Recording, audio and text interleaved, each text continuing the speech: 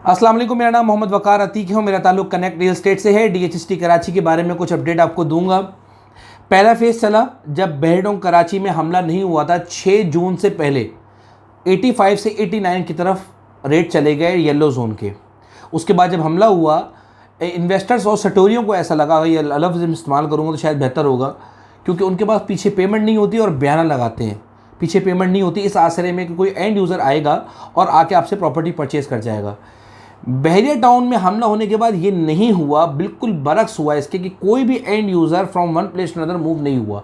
बहरिया town Karachi से डीएचएसटी कराची की तरफ मूव नहीं किया। उसमें ये हुआ कि दो हिस्सों में, दो टाइमिंग्स में प्रॉपर्टी बिकी, 25 और 28 तारीख की पेमेंट टाइम पे, और फिर उसके बाद एंडिंग के बाद 5 से लेकर 10 तारीख की पेमेंट टाइम पे यहाँ पे प्रॉपर्टी सेल हुई। इस टाइमिंग में अब ये पहला फेज़ मुकम्मल होने जा रहा है 25 और 28 तारीख की पेमेंट टाइम पे। एंड यूज़र नहीं आ रहे, और अगर आप भी नहीं तो अपने रेटों में परचेस कर रहे हैं। 89 से 1 करोड़ 1 लाख तक का रेट चला गया, जो कि आज दोबारा 95 लाख पे आ चुका है। आज दोबारा 95 पे आ चुका है। अब उसके बाद 5 और 8 तारीख की पेमेंट टाइम पे कई फाइल्स बिकी हुई हैं।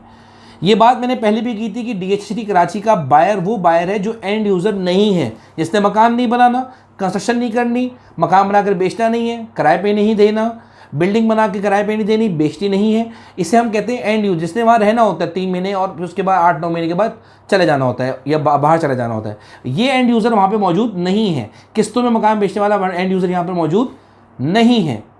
कौन है यहाँ पर? वो बंदा है जो 3 से 4 साल या मिनिमम 5 साल की इन्वेस्टमेंट करता है और करके भूल जाता है।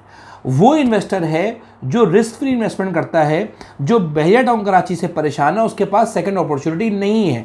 वो बहरिया टाउन कराची के ऊपर ट्रस्ट नहीं करना चाहता। क्यों नहीं करना चाहता? उसके बहुत से रीजंस हैं और वो सारे रीजंस वैलिड के वैलिड हैं। लेकिन वो इन्वेस्टर 6-8 महीने में, 9 महीने में, साल भर में उसको रिटर्न नहीं मिलेगा। उसको ये बात का इल्म है। स्लोली एंड ग्रेजुअली रिटर्न मिलेगा।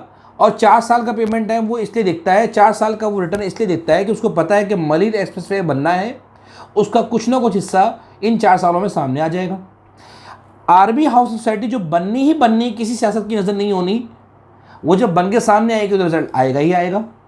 उसको ये पता है कि शौकत खाना वहाँ बनने जा रहा है, 4 साल में कोई ना कोई रिजल्ट तो आएगा ही।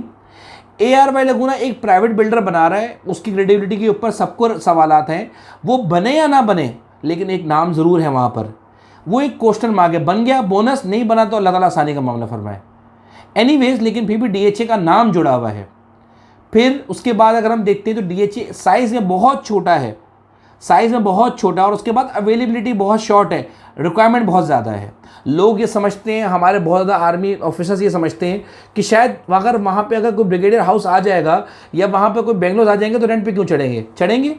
लकी सीमेंट है, नूरियाबाद है, जमपीर के लोग हैं, हैदराबाद से आने वाले लोग हैं। ऐसे ओवरसीज़ जो 3 महीने पाकिस्तान में रहते हैं और 9 महीने बाहर रहते हैं, ऐसे बहुत से ओवरसीज़ क्लाइंट हैं यहाँ पे मौजूद है जो मकान चाहते हैं, जिनके बजट में DHA फेज अब नहीं आता, जिनकी पसंद में अब कुरंगी, नौतनाबाद, नाजाबाद नहीं आता। माजर अगर किसी को इलाके से बात हो, लेकिन एक जनरल बात में कर रहा हूँ, वो इन इलाकों में, शहरी इलाकों में नहीं जाना चाहते, पुरसुकून इलाकों में जाना चाहते हैं। रिक्वायरमेंट मौजूद है, 4 साल 5 साल की पेमेंट टाइम, 4 साल 5 साल की इन्वेस्टमेंट के लिहाज से मौजूद है। उसको इस 5 लाख 10 लाख बढ़ने से फ़र्क नहीं पड़ता, वो लॉन्ग टर्म सोचता है। आज भी मैं आप उन लोगों से ही रब्ता कर रहा हूँ, मैं आज भी उन लोगों से मुखातिब हूँ जो लॉन्ग टर्म इन्वेस्टमेंट करना चाहते हैं, शॉर्ट टर्म की बात नहीं करते। लॉन्ग टर्म 4 से 5 साल की इन्वेस्टमेंट करना चाहते हैं। शॉर्ट टर्म में तो आप ट्रेडिंग करते हैं, स्कीम 33 में करते हैं, शादी गार्डन में करते हैं, शादी टाउन में करते हैं। स्कीम 33 में करने के बाद 63 टाउन चले जाते हैं, आप कहीं कोरंगी में चले जाते हैं, साइड एरिया में चले जाते हैं। आपके पास ऑप्शंस ही ऑप्शंस हैं। आप बेहडों में तेज़ी आती निकल जाते हैं, जब मंदी आती है आप उसमें एंटर होकर प्रॉपर्टी परचेस कर लेते हैं। एनीवेज, बहुत सारे ऑप्शन आपके पास मौजूद हैं। जो लोग आज भी लॉन्ग टर्म इन्वेस्टमेंट करने के लिहाज से परचेजिंग करना चाहते हैं, करें, ये राइट टाइम है। कुछ लोग फंसे हुए होंगे, परचेजिंग कीजिए, सोच समझ के कीजिए। 4 लाख 5 लाख से फ़र्क नहीं पड़ता। हाँ, किसी का बजट ही नहीं है, 110%, मैं उसके बारे में कुछ नहीं कहूँगा। आज भी ये प्रॉपर्टी मुझे सस्ती लगती है। शुरू की तरफ आइए, 9, 10, 11, 12 तक जाइए, आगे नहीं जाए 15, 16, 17, वहाँ जाने का कोई फ़ायदा नहीं है। आगे की तरफ आइए, 9, 10, 11, 12, 4, 6, 2 सेक्टर, इस तरफ आगे शुरू की तरफ परचेजिंग कीजिए, जहाँ डेवलपमेंट या तो हो चुकी है और होने वाली है, जो करीब करीब हैं, क्योंकि वहाँ के रेट आज करीब में जल्दी बढ़ेंगे। बाद में जाकर पीछे के सेक्टर्स जब आबाद होंगे, डेवलपमेंट होगी, फिर बाद में जाके यहाँ से निकल के वहाँ चले जाएंगे, फिर वहाँ पे रेट बढ़ जाएंगे। DHA सिटी कराची में बहुत ज़्यादा चांसेस हैं, बहुत ज़्यादा फैसिलिटीज़ आने वाले वक्तों में मिलने वाली हैं। खुद इनकी अपनी एडमिनिस्ट्रेशंस की खामियां हैं जिसकी वजह से DHA सिटी बूम नहीं करता। मुल्तान चल रहा है, पेशावर चल रहा है, कोयटा चल रहा है, लाहौर चल रहा है, क्या वजह है कि DHA सिटी कराची नहीं चलता? DHA लाहौर को हम DHA फेज़ 8 से कंपेयर करते हैं, DHA सिटी कराची से नहीं करते। 11-12 साल हो गए हैं यहाँ पे, अब तक हम कोई भी सोसाइटी नहीं दे सकें जहाँ एक साथ मकान दिए गए हों, एक साथ बिल्डिंग्स दी गई हों जहाँ आके लोग रिहाइश कर सकें। ऐसी कोई भी चीज़ हम नहीं ला सके कि यहाँ पर लोग आके अपना मकान बना सकें। ऐसी कोई भी चीज़ मुझे नज़र नहीं आती कि लोग यहाँ पर तकरीबन कम से कम, जिस तरह से एयरवेल लगूना ने यहाँ पर प्लेटिनियम ब्रोकर्स को ढूंढा और फिर उसके बाद उन्होंने उनको बुकिंग करके दी, इसी तरह से अगर DHA खुद ये चाहे कि उसे बुकिंग मिल जाए तो हज़ारों की तादाद में एक सिंगल ब्रोकर आपको प्लेटिनियम वाला उस तरह का कम से कम हज़ार बंगलों की बुकिंग दे सकता है। क्यों नहीं इस आइडिया को लेकर चलते हैं? बहुत से ऐसे डेफिक्लेरियंस, बहुत से ऐसे लोग उनके पास गए भी, उन्होंने बात भी की है, लेकिन शायद आखिर तक बात नहीं पहुंच पाती। मेरी ये आवाज़ कई ऐसे फौजियों के पास, कई ऐसे एडमिनिस्ट्रेशन के पास, कई ऐसे अलॉटीज़ के पास जिनके पास सर्विस बेनिफिट के प्लॉट्स हैं, उन तक आवाज़ पहुंचती है।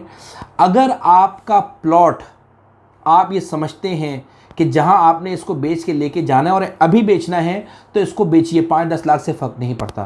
और अगर आप ये समझते हैं लॉन्ग टर्म रखना है तो रखिए, 4-5 साल तक मैं इस 1 करोड़ के प्लॉट को कम से कम 3-3.5 करोड़ पे जाते हुए देखता हूँ।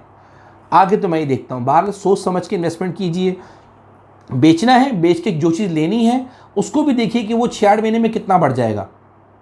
फिलहाल 6-8 महीने तक मुझे यहाँ पर जान नहीं दिखती। लॉन्ग टर्म में 1 करोड़ की चीज़ मुझे 3 करोड़ रुपए की दिखती है आराम से, और कमर्शियल जो आज 2.5 करोड़ रुपए का वो कम से कम 7.5 करोड़ रुपए का दिखता है। जज़ाकल्लाह खैर, थैंक यू।